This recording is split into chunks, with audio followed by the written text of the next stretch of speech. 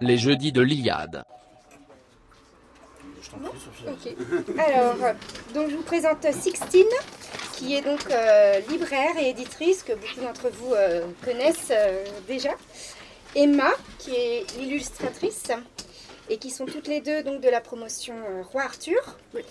Et Romain, qui est donc de la promotion Ernst Jünger, et qui est auditeur, et donc qui dirige également le chœur de l'Oriflamme. Et ils vont vous présenter donc leur ouvrage À travers champs. Voilà. Et je leur laisse la parole. Je commence, j'ai écrit. Eh bien, bonjour à tous. Merci à tous ceux qui ont répondu présents pour chanter. Et je vous rassure, on va chanter. Lui aussi. Mais avant de faire tomber la pluie qui nous manque terriblement, nous allons vous présenter notre travail, ce carnet qui est donc à l'honneur ce soir. Nous aurons aussi la joie du coup d'avoir les interventions de Sixtine et de Romain pour la suite. Donc je vais rapidement répondre à votre question, pourquoi un nouveau carnet de chant? Ça va aller? Donc pourquoi un nouveau carnet de chant? Question légitime. Je pense que pour vous fournir la meilleure des réponses, je vais vous parler de l'élaboration de ce carnet, brièvement. Et vous verrez que la raison se comprend très vite. Donc réaliser ce projet nous a appris beaucoup de choses, Sixtine et à moi. Il fallait d'abord trouver la liste des chants que nous allions y faire figurer. Ancienne guide, aimant chanter, nous avons fait appel à nos souvenirs de camp, du coup de veillée. Nous avons épluché beaucoup de carnets de chants. Et quelle profusion de carnets de chants. Notre ami Thierry Bouzard, qui est quelque part ici, pourrait vous en parler. Lui qui a une armoire remplie de carnets chez lui. Récents, anciens, rares. Nous avons donc ressorti ceux de nos parents, réouvert les nôtres et découvert tant d'autres. Chaque mouvement a le sien, Scout, Van der Vogel, EJ et tant d'autres. Et chaque carnet avait sa chanson particulière, son détail, son dessin, sa particularité, sa décoration. En fait, un musée pourrait être limite dédié aux carnets de chant tant ils sont nombreux et différents les uns des autres. Et en feuilletant ces carnets aux pages annotées, abîmées, imbibées parfois, on s'amuse à imaginer les voyages, les soirées, les poches et les mains où ces carnets sont passés. Donc voilà, une profusion de carnets, tous différents. Puis à la découverte, il y a eu la découverte de beaucoup de chants, mais là je laisserai Sixtine surtout en parler. La frustration de ne pas pouvoir tout mettre. Nous les avons choisis car ils nous plaisaient, ou parce qu'il nous paraissait important de les mettre. Choix purement personnel et il le faut pour que chaque carnet soit unique. Nous avons notamment sélectionné quelques chants peu connus, Sixtine vous en parlera, qu'on a aimé entendre et qu'on voulait vous faire partager. Je vous laisserai feuilleter du coup le carnet aussi pour les découvrir. La quantité de chants est donc abyssale, chants populaires, sacrés, traditionnels, militaires et j'en passe. Mais il y avait aussi un autre travail qui a beaucoup fait Sixtine, c'est d'où viennent ces chansons. Là encore, tout un monde. Ces chansons que l'on chotonne parfois, même sans s'en rendre compte, ont bien vécu. Chants de guerre, chants de troubadours, chants et airs qui nous trottent dans la tête. Tous ont leur mystère et leur passé. Ça, Sixtine a fait un gros boulot là-dessus et c'est elle qui a fait tous les petits textes au-dessus des chansons explicatifs. L'autre fait intéressant, c'est que ces chants partagent des thèmes communs. Histoire d'amour impossible, le soldat qui part ou qui revient de guerre, le vin qui tourne la tête, le feu qui brûle, l'humour et la poésie. Nous pouvons même y retrouver les plus anciens symboles, comme dans le roi Renaud, Cupo Santo, les trois corbeaux, qui n'ont jamais quitté notre imaginaire. Certaines paroles sont même d'ailleurs très mystérieuses, comme la chanson du Bouvier, pour ceux qui la connaissent. Et je laisserai là encore Sixtine en parler. Donc nous sommes aidés de ces histoires, de ces thèmes, pour les petits textes d'explication, mais aussi pour les illustrations. Dans beaucoup de carnets de chants, il y avait souvent de belles images, mais on n'a pas trouvé qu'il y avait tous une image pour un chant. Et on nous disait que c'était sympa de faire une frise continue pour tous les chants qu'on avait. Travail pas toujours évident d'ailleurs avec la place des textes. On n'avait pas beaucoup de place pour les dessins, mais voilà. Je terminerai aussi par dire qu'on a créé un chant spécialement pour le carnet. Peut-être on aura l'occasion de le chanter au cours de la soirée, parce qu'on voulait aussi apporter une pierre en plus, agrandir le monde si impressionnant des chants. Et comme un carnet de chant est personnel, on a laissé une place à la fin du carnet de chant où vous pouvez rajouter vos chansons, celles qu'on n'a pas pu faire figurer parce qu'on ne pouvait pas, ou on n'y a pas pensé, et si ça vous tient à cœur, vous avez toute la place pour les rajouter. Vous pouvez aussi faire vos couvertures, un carnet de chant c'est très personnel et c'est un bel objet. Voilà. Voilà mes amis, pourquoi un nouveau carnet de chant. Donc je résume, un carnet de chant parmi tant d'autres pour participer à la tradition, celle de transmettre les chants, de les faire vivre. Au fond, un carnet de chant, c'est un beau trésor qui peut même se collectionner, qui nous accompagne, s'abîme, se redécouvre, qui renferme histoire, joie, légende, musique et tradition. Le chant appartient à notre patrimoine. On en trouve d'ailleurs mention dans des sources antiques. Les Alèdes eux-mêmes chantaient leurs poèmes.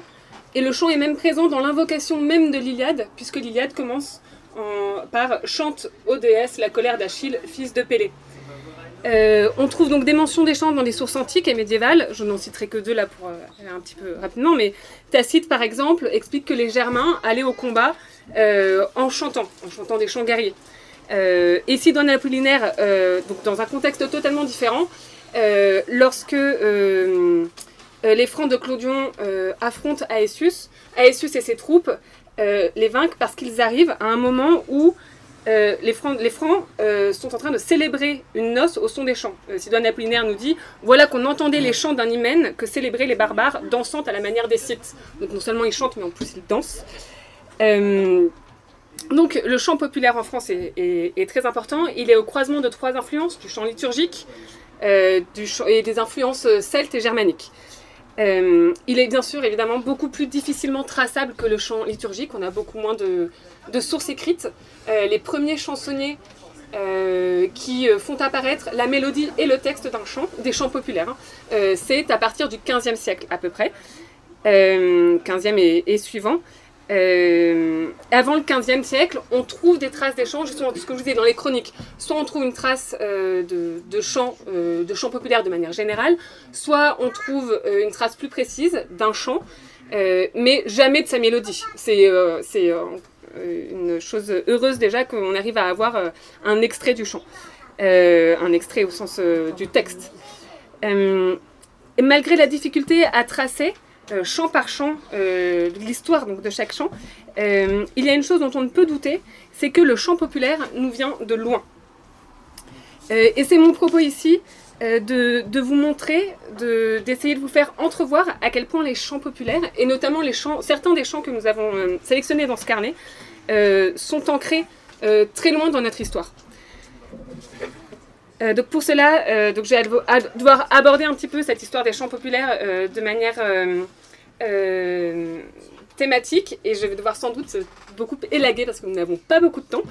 Je vais vous parler de deux types de chansons, les deux types principaux que nous, on a le plus retrouvé dans le carnet. Il s'agit de la chanson narrative, qu'on appelle aussi la complainte, et de la chanson que l'auteur là appelle la chanson anecdotique. Je me suis beaucoup appuyée sur un livre de Julien Tierceau, écrit à la fin du 19e siècle, et qui retrace l'histoire du chant populaire en France. Dans les chansons narratives, les complaintes, il y a au Moyen-Âge, la chanson épique, celle qui relate les exploits, les grands exploits. Mais ce type de chanson disparaît, en fait se fond à partir du Xe et du XIe siècle dans la chanson de geste. Et on ne peut plus vraiment parler à ce moment-là de chant populaire. En revanche, il est un type de ces chansons narratives qui est très présent dans le patrimoine français. Ce sont les complaintes romanesques, les chants légendaires. Par exemple, la complainte du roi Renaud, qu'on retrouve dans le carnet, est une chanson dont on retrouve énormément d'occurrences en France et que des historiens font remonter très loin. La complainte du roi Renaud, pour développer un petit peu sur ce chant en particulier, c'est le roi qui revient de guerre, mourant dans son château. Il est accueilli par sa mère parce que son épouse est en train d'enfanter. Et il refuse qu'on dise, qu'on fasse part de son état proche de la mort à son épouse. On lui cache donc le décès de son mari, et elle le découvre ensuite petit à petit jusqu'à mourir, le rejoindre dans la tombe. Donc c'est une chanson évidemment triste. Et certaines hypothèses, alors le chant serait originaire de Bretagne, et dans le folklore breton, enfin dans la tradition bretonne, il se part d'une coloration un peu plus féerique, puisque ce n'est plus un roi qui part à la guerre, mais c'est une malédiction jetée vers une fée. Et en fait, il y a un historien du début du XXe siècle, il me semble que c'est Gaston Boncieux, si je ne dis pas de bêtises, mais je n'ai pas noté, qui expose une théorie comme quoi ce chant breton viendrait d'un chant scandinave dans lequel on retrouve en fait le même thème. Dans le chant scandinave, il me semble que c'est donc le roi ou le chevalier qui rencontre un elfe qui lui jette une malédiction. Donc on retrouve un peu la même idée qu'avec la fée en Bretagne. Et en fait, ce chant scandinave aurait essaimé partout en Europe, serait passé par la Bretagne et ensuite aurait été adapté en France en enlevant toutes ces notions un petit peu féeriques. Mais c'est une hypothèse, hein. Évidemment, rien ne prouve vraiment concrètement que ce soit vrai. Ça peut être aussi un thème commun à l'Europe. Quoi qu'il en soit, effectivement, on retrouve ce thème du chevalier qui revient en son foyer. Et c'est un thème récurrent qu'on retrouve aussi plus tard, par exemple, avec le retour du croisé. Il y a plusieurs chansons sur le retour du croisé qui rentre chez lui après la croisade et qui retrouve son épouse maltraitée par les personnes à qui il l'a confiée, par donc son frère, sa mère, ce genre de choses. Et ces deux thèmes prennent place dans un cycle plus large qui est celui du retour du mari. De manière plus générale, le retour du mari, souvent après la guerre ou après avoir navigué. On retrouve régulièrement un retour après 7 ans aussi. Et d'ailleurs, il y a une chanson qui en fait mention, c'est Guerguer vent de vent, qui est beaucoup plus récente puisqu'elle a été composée par Triane. Mais ils reprennent donc des codes qui, eux, sont ancestraux. Et donc ce cycle comporte de nombreuses chansons, ce cycle du retour du marin ou du retour de l'époux. Et après tout, est-ce qu'on ne peut pas voir l'origine de ce cycle-là dans tout simplement le retour d'Ulysse chez lui après son Odyssée. On retrouve aussi, beaucoup plus prosaïquement, dans une chanson du Carnet qui s'intitule Brave marin, que vous connaissez peut-être. C'est l'histoire du marin qui rentre chez lui et qui retrouve sa femme mariée à un autre, avec des enfants d'un autre, et qui donc quitte à nouveau son foyer, l'âme en peine. Il y a ensuite différents thèmes que je vous les cite juste et je ne rentre pas dans le détail parce qu'on a des chansons qui les évoquent, mais on ne va pas avoir le temps de tout développer. Le thème de la jeune fille qui refuse de s'éloigner de son fiancé et qui le suit dans la mort, qui rappelle un peu aussi la chanson du roi Renaud, mais la jeune fille amoureuse séquestrée par son père, comme dans la chanson La fille au roi Louis, qui est pour le coup dans le Carnet, qui date dont on trouve des traces au XVe et XVIe siècle, au XVe siècle déjà. Et donc toutes ces complaintes, et bien sûr j'ai oublié un type de complainte, bien sûr ça c'est la chanson, c'est la complainte romanesque, mais il y a aussi la complainte religieuse, non pas liturgique, mais religieuse, en langue vulgaire, sur des thèmes religieux. Par exemple le chant que vous connaissez peut-être et qui était beaucoup chanté à l'époque médiévale et qui l'est encore aujourd'hui, c'est le Jésus-Christ s'habille en pauvre. C'est un peu la parabole du mauvais riche, etc. Mais voilà, mais ça c'est vrai que c'est un chant qui ne figure pas dans le Carnet pour le coup. Toutes ces complaintes, ces chansons narratives ont une particularité, c'est que de manière générale, elles n'ont pas de refrain. Ce sont des couplets qui s'enchaînent, c'est très, très mélodieux. À l'inverse de ce que l'auteur appelle les chansons anecdotiques, qui sont des chansons qui sont beaucoup plus légères, plus aimables, plus vives que ces chansons narratives, mais elles reprennent étonnamment souvent les mêmes personnages, le même type de personnages, mais aussi les mêmes thèmes, et simplement elles ont un ton tout à fait différent. Soit la fin est heureuse, l'amour triomphe de tout et parfois de situations complètement rocambolesques, soit elles sont sur un ton très moqueur, très satirique. Mais les thèmes sont souvent les mêmes. On retrouve le thème du retour du mari. Le roi Renaud dont on parlait revient mourant dans son château. En revanche, le prétendant tant attendu dans Les Trois Jeunes Tambours revient la fleur à la bouche. Et pareil, toujours le retour du mari, le retour donc, après une vie de soldat ou de marin, sauf que là, le mari arrive à temps pour empêcher le mariage avec le mari suivant, parce que sa femme le pensait mort, ou alors c'est voilà, vu d'un ton comique. Ce sont des chansons dans lesquelles il y a beaucoup plus aussi d'éléments de la vie quotidienne, et souvent avec un personnage qui intervient davantage que dans les chansons narratives, qui est le moine ou le prêtre. Et là on peut se référer par exemple aux filles des forges, où à la fin, les filles vont à confesse, et le prêtre n'accordera son pardon qu'en échange d'un baiser. Donc c'est beaucoup plus grivois. Et autre thème qui est un sujet inépuisable et en permanence d'actualité, c'est celui de la querelle de ménage et de la mésentente conjugale, très présente dans ces chansons anecdotiques et satiriques. Et parmi elles, il y a un type de chanson qui a eu un très grand succès, c'est la femme malheureuse dans son mariage. Ce sont les chansons du genre qu'on appelle la mal mariée. En fait, il y a une chanson médiévale dont le titre était la Mau mariée, et qui a eu tellement de succès qu'on a retrouvé partout en France, et elle a donné son nom au genre de la mal mariée. Et donc dans le carnet, il y a la chanson Déjà mal mariée. Et donc toutes ces chansons sont autour de l'idée qu'une femme a été mariée soit à un homme petit, à un homme faible, à un homme mauvais, violent. Bref, elle a été mal mariée. Évidemment, certaines de ces chansons sont aussi des chants de danse, mais ça, on l'indiquait régulièrement. Quand on savait à quelle danse se référait un chant, on l'a mis dans le carnet. Et enfin, il y a un type de chanson dont on parle moins, qui est les chansons de métier. L'auteur, d'ailleurs, Julien Tirso, que je vais citer là, dit à une phrase assez... c'est « Le rythme est une force ». Une force de travail en fait. Le rythme, et dans ces chansons-là, dans ces chansons de métier, le rythme est un élément essentiel et qui doit être même prédominant. Alors il y a un type de chanson de métier donc, que je vous signale juste, c'est celui des chansons de représentation. C'est-à-dire des chansons qui parlent d'un métier, mais qui ne sont pas utilisées pendant la tâche, pendant le labeur. Mais ce sont des chansons dont on a très peu de traces. Ce sont les chansons de compagnonnage ou des chansons de corporation. Mais voilà, très peu de traces, donc très compliqué d'en parler.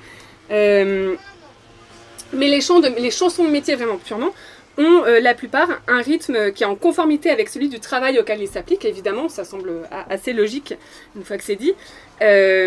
Évidemment, au fur et à mesure du temps, ces chansons se sont mélangées entre les métiers, mais aussi elles ont pu récupérer des chansons qui étaient populaires par d'autres biais. Mais on trouve quand même la trace de chansons particulières qui sont adaptées à un type de métier. Il y a par exemple des chansons qui sont des chansons des dentelières des Flandres et qui leur permettaient de compter le nombre de mailles qu'elles effectuaient. On a dans le carnet de chants un exemple de ces chansons de métier. C'est un exemple, ça fait partie des chants un peu étranges du carnet, sans doute. C'est un chant en gaélique écossais. Difficilement chantable. Voilà, donc n'essayez pas de le chanter, mais en revanche, on le trouve... oui, vous pouvez essayer. On le trouve en revanche sur Internet. Si vous êtes curieux, n'hésitez pas à aller voir. C'est un très beau chant et on comprend très bien en l'entendant comment est-ce qu'il était chanté. C'est un chant de foulage. Les femmes l'utilisaient pour fouler le tweed dans les Hébrides. Et en fait, il existe plein de chants de foulage différents, de rythmes différents. Et au début de leur travail, elles chantent des chants lents parce que le geste est ample, le geste est rude. On se passe l'étoffe qui est comme ça. C'est un chant collectif parce que c'est un travail collectif. Donc là, le chant permet de rythmer le travail et de donner un rythme même au groupe entier et pas seulement à une personne. Et plus l'étoffe s'assouplit, plus les chants deviennent légers et sautillants parce qu'on passe l'étoffe plus vite, elle est plus souple, les mouvements sont plus fluides. Et dans ces chants-là, la longueur du refrain est souvent importante. Ce sont souvent des refrains longs ou alors les chants eux-mêmes sont longs. Et ça s'explique par le fait que plus le refrain va être long et le refrain est très répétitif, la mémorisation va être plus facile. Donc on va pouvoir se concentrer sur sa tâche plus que sur le chant. Associé au fait que les chansons soient souvent longues, Ce sont aussi souvent des chansons à répétition. Quelqu'un donne le début d'un couplet, les gens donnent la suite, des chants à répondre. Ce sont donc des chansons longues pour faire passer le temps. Pour adoucir le travail et surtout parce que ce sont des travails qui sont longs, qui sont fastidieux et plus la chanson va être longue, plus le temps va passer vite et moins on aura besoin de chansons pour combler le temps. Évidemment, alors non pas évidemment, mais dans ces chants de métier, on trouve aussi les chants de labour et c'est là où intervient le bouvier dont parlait Emma tout à l'heure.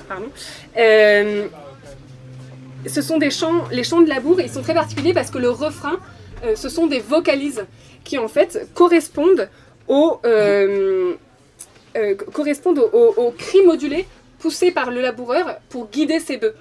Donc en fait, on a un couplet et au moment du refrain, ce sont souvent des vocalises. Et la chanson du bouvier est très particulière, on s'interroge beaucoup sur son origine, on n'est pas tout à fait sûr que ce soit un chant de labeur, mais certaines versions en fait donnent en couplet, en refrain effectivement, juste des syllabes, et c'est ce qui fait penser qu'il y aurait une origine de cette chanson dans les chants de métier, et notamment un chant de labour. Et bien sûr, la chanson de métier la plus connue, c'est le chant de marin. Je ne vais pas m'apesantir dessus, puisqu'il rentre bien sûr dans les codes. C'est évidemment un répertoire qui a été pour le coup beaucoup plus transmis et mieux alimenté que beaucoup des répertoires de chansons de métier, enfin que l'immense majorité. On en trouve un exemple dans le carnet de chants avec le capitaine de Saint-Malo. Voilà, qui est déjà connu au XIXe siècle pour être une chanson de métier. Mais bien sûr, les chants de marins, le répertoire des chants de marins est en fait beaucoup plus large qu'une simple chanson de métier. Et il en va de même pour les chansons militaires qui forment un cas un petit peu à part, puisque alors il y a deux types, enfin il y a les chants guerriers ou les chants qui racontent des exploits. Et il y a les chansons qui sont vraiment purement plus professionnelles, qui vont être pour beaucoup des chants de marche. Des chants de marche parce que l'objectif est de rythmer la cadence lorsqu'on n'a plus d'instrument. Ou pour compléter l'instrument, bien sûr. Tous ces chants... et oui, chants de marche, et il y a aussi tout un pan de chant militaire, mais Thierry Bouzard nous en parlerait bien mieux. C'est des sonneries sur lesquelles les soldats ont posé des paroles au fur et à mesure. C'était plus simple dans ce sens-là que dans l'autre, parce qu'il est beaucoup plus difficile d'adapter un chant, une complainte, à un rythme de marche ou à une sonnerie militaire. Dans ce sens-là, c'est plus difficile, et dans l'autre sens, à l'inverse, plus facile. Sachant que le répertoire militaire est très particulier parce qu'il évolue beaucoup en fonction des évolutions, des transformations profondes que connaît l'armée au fur et à mesure de l'histoire. À savoir juste que le répertoire actuel est composé principalement de chants un petit peu du XXe siècle, début XXe, et qu'il a été aussi beaucoup revu dans la deuxième partie du XXe siècle, et qu'on tire beaucoup de chants de la Seconde Guerre mondiale, notamment des Allemands, des airs allemands, notamment par les Allemands qui ont servi dans la Légion étrangère dans la deuxième partie du XXe siècle. Et enfin, j'aborderai très rapidement un répertoire qui est pourtant incontournable, un indispensable du carnet de chants, c'est les chansons à boire. Mais alors, les chansons à boire, dans l'histoire du chant populaire, c'est très compliqué parce qu'il y a eu beaucoup de créations de chansons à boire au 15e et 16e siècle, mais ça n'a pas pris comme chant populaire. Les gens, quand ils se retrouvaient à boire, ou au repas, etc., apparemment, ils chantaient davantage les chants qu'ils connaissaient, les complaintes, les chansons anecdotiques surtout, celles que je citais, qui sont un peu plus légères, un peu plus vives, ou bien sûr les chants de métier quand ils se retrouvaient en métier. Mais assez peu des chansons créées dans cet objectif-là précisément.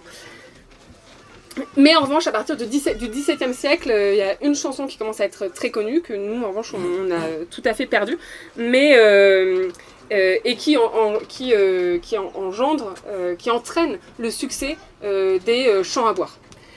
Donc en conclusion, j'espère avoir pu vous montrer à la fois de manière générale et aussi par les exemples notamment tirés du carnet de chant, à quel point les chants populaires, ceux que nous chantons encore aujourd'hui, ceux que nous allons peut-être chanter ce soir, nous viennent de loin et portent la trace encore vivace, à différents degrés bien sûr, de la manière dont vivaient, travaillaient, aimaient et bataillaient nos ancêtres. Proches ou lointains les ancêtres bien sûr. Par la mélodie, par le récit ou même simplement par le thème utilisé, le chant nous relie aux générations précédentes et nous avons le devoir de transmettre et de nourrir ce patrimoine afin qu'il nous relie à notre tour à nos enfants, aux enfants de nos enfants et à tous ceux qui suivront et soudent ainsi les générations. Et je passe la parole à Romain qui va nous parler de l'importance du chant. Merci justement. Bonsoir à tous. Je fais une petite parenthèse sur le fait que j'ai pas du tout participé à la création de cet ouvrage, qui est magnifique. Je me suis juste permis un petit chant en plus à rajouter, et du coup elles m'ont invité ce soir pour pouvoir m'exprimer sur l'importance du chant, sur le fait que c'est là que je veux en venir, c'est que si vous ne chantez pas, pas seulement votre corps mourra, mais votre âme aussi, et toute notre belle civilisation va y passer. Le chant est un pilier essentiel de notre survie. Européens, chantons. Nous reconstruirons grâce à l'évidence du beau face à l'absurdité de la laideur, à la transmission de nos traditions et de notre histoire contre la négation d'un patrimoine ancestral, à l'unité des âmes nobles face au raz-de-marée de l'individualisme et de l'égoïsme. Le chant harmonise paroles et intonations de voix afin de créer les mélodies les plus simples et les plus pures qu'ils soient. La reconnaissance du beau ou du bon étant inscrit en nous. Le compositeur et le chanteur rechercheront sans cesse la réalisation ou l'interprétation la plus adaptée afin de satisfaire ses semblables et eux-mêmes. Le chant est aussi un moyen de raconter un combat, un voyage, des habitudes de vie locales, une aventure, l'amour passionné entre deux êtres, des pensées spirituelles et religieuses. Il est donc un recueil extraordinaire de l'histoire, du mode de vie et de la foi d'une famille, d'une région, d'une nation, d'une civilisation. Pour finir, le chant est surtout un vecteur essentiel de cohésion d'une société. Il soude une famille en fêtant comme en pleurant ensemble les différentes étapes de la vie, l'accueil du nouveau-né comme la disparition d'un être cher. Il unifie des forces individuelles en une armée invincible avant un combat. Il est preuve de l'identité commune d'un peuple à travers des hymnes régionaux et nationaux. Il permet à une assemblée de communiquer et d'être reliée au divin. La survie et la transmission de notre longue mémoire européenne passera par le chant. La recherche du beau dans l'art de la composition. L'Européen possède ce goût de l'excellence qui le pousse sans cesse à se dépasser. Ainsi, tout en bâtissant des cathédrales, des temples et autres infrastructures millénaires, il se lançait dans la composition et l'écriture des plus anciens chants, poèmes et cantiques religieux, dont beaucoup ont perduré jusqu'à aujourd'hui. La composition lyrique s'inscrit dans la recherche naturelle du beau. Elle est une forme de création et un art à part entière. Dans l'histoire du chant, comme dans celle de l'art en général, une sélection naturelle s'impose et ainsi, le laid et l'approximatif disparaissent pour ne retenir que la perfection si simple soit-elle. Deuxième pilier, la transmission du patrimoine spirituel, culturel et historique. Le chant européen est à la fois archive et outil. Il rend compte de plusieurs centaines, voire de plusieurs milliers d'années de spiritualité, de mode de vie et de tradition. Mais il est aussi un outil essentiel de la transmission. C'est une forme ludique de l'enseignement. Il forge la mémoire des plus jeunes qui apprennent, comme celle des plus vieux qui se doivent de retenir pour transmettre.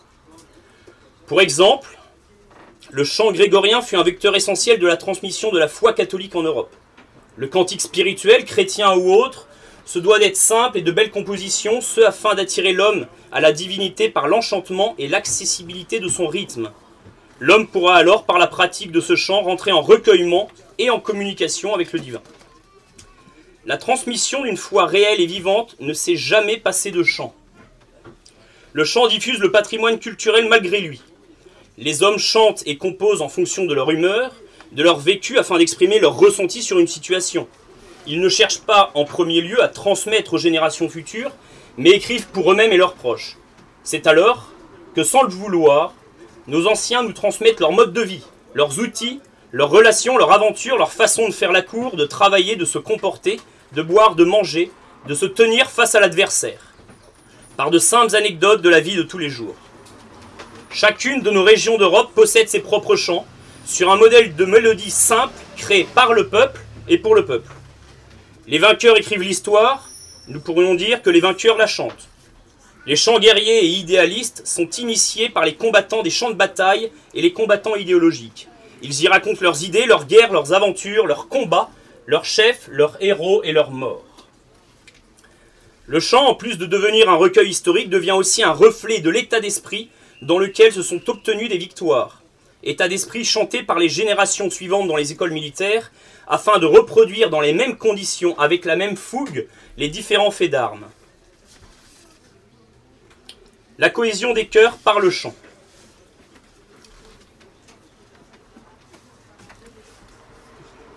Je terminerai la troisième partie sur la cohésion des chœurs, des corps, des esprits à travers l'unité des voix. Le chant rend compte de l'état d'un peuple, d'une communauté, d'un clan, d'une famille. De fait, dans notre société, qui sont vers les abîmes les plus profondes, l'essence même du chant est tout simplement bafouée. Il est enregistré et écouté, non plus pratiqué. Il est interprété par une idole et non plus vécu par le peuple lui-même. Est devenu marginal celui qui, sans l'accord des médias, s'autorise l'interprétation d'une mélodie. Est devenu suspicieux le groupe constitué qui se permet de chanter en chœur.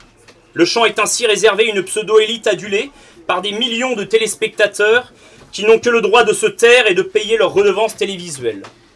Nous sommes bien loin de nos veillées ancestrales et communautaires autour d'un simple feu.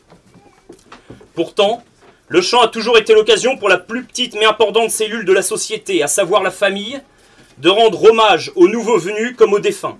Chanter l'arrivée d'un nouveau dans un cercle fermé est une forme de rite qui aide à son intégration dans l'esprit de la communauté. Par la suite seront chantés les moments forts de son existence, anniversaire, fête, mariage, accession à de nouveaux grades de la communauté, et enfin, le départ de cet être cher, pour qu'ensemble les membres en fassent le deuil. Le chant est l'ultime hommage porté à une personne lors de sa sépulture par sa famille ou son clan. N'hésitez surtout pas à chanter pendant les enterrements. Chanter ensemble n'est pas seulement chanter plus fort, mais c'est être plus fort. Un sentiment d'invincibilité né de la puissance des voix qui s'accordent sur des rythmes entraînants. Les armées ont toujours uni leurs voix dans l'entraînement et avant un combat pour fédérer les forces. Le chant unit les cœurs, mais aussi les corps qu'il fait vibrer à l'unisson. C'est par l'addition de parties que l'on forme un tout, par l'unité de plusieurs corps que l'on forme une armée. Pour se battre pleinement afin d'accéder à la victoire, l'homme a besoin d'engager plus que son corps. L'âme et le cœur doivent y être. Comment mieux unir les cœurs et élever les âmes que par le chant? Chanter, c'est prier de foi. Il est plus facile de communiquer avec le surnaturel grâce au chant. Il nous aide à nous pousser mutuellement vers le haut, à établir un échange direct entre les esprits, et en cela, il est l'apogée, ou presque, de la communion avec le divin. Or, cette cohésion se parfait dans le chant, dans ce langage commun entre le naturel et le spirituel. Le cantique se fait le pont entre deux mondes, il permet l'interaction divine et la prière humaine, quelle que soit sa religion. Pour conclure, le chant, comme la musique en général, sont un patrimoine. Mais ils ont cette particularité singulière que plus nous en usons, plus nous les transmettons, plus ils prennent de valeur et de force, et en rendent à leur tour. Le chant nous permet d'accéder au beau de façon évidente et directe. Il nous permet de comprendre ce qu'ont vécu nos ancêtres, de le transmettre et de conter notre propre histoire à leur suite. Enfin, le chant fait éclore une magnifique cohésion des cœurs et des corps qui permettra de nous surpasser et de nous donner pleinement le jour venu. Il enverra bien volontiers nos âmes parmi les immortels. Chantons.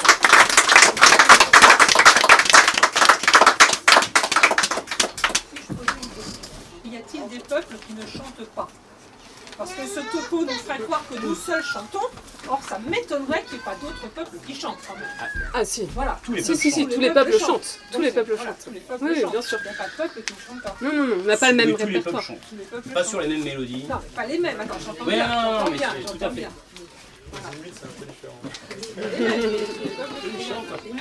Beaucoup chantent plus que nous. Et j'irai même plus loin, même les animaux. Voilà, c'est pas dur. Là, on chante plus. Même les animaux. N'hésitez pas si vous avez des questions. J'avais passé à la... Alors, en box style, il y a un chant, enfin, une musique. Au Mais football, je pense que c'est de la musique aussi. Enfin, il y a de la musique associée à des sports. Je sais qu'en Thaïlande, par exemple, la box style, ce box, il y a de la musique, une musique particulière derrière, quoi, qu'on retrouve ensuite en compète. On chantait en dansant. On dansait en chantant. Ouais. C'était pas les mêmes. Si. On dansait en chantant. J'en ai pas parlé, mais il y a des chants de danse. Parce que j'ai pas le temps, mais... C'est souvent des mélodies d'air connues qui se rejouent dans valse et en polka. Ouais. Et les rondes, par exemple, ce sont des chants, principalement. Plus que des instruments. Je crois que le branle, il y a les deux, il y a chant et instrument. Mais rondes, il y a beaucoup de rondes qui se dansent sur des chants seuls.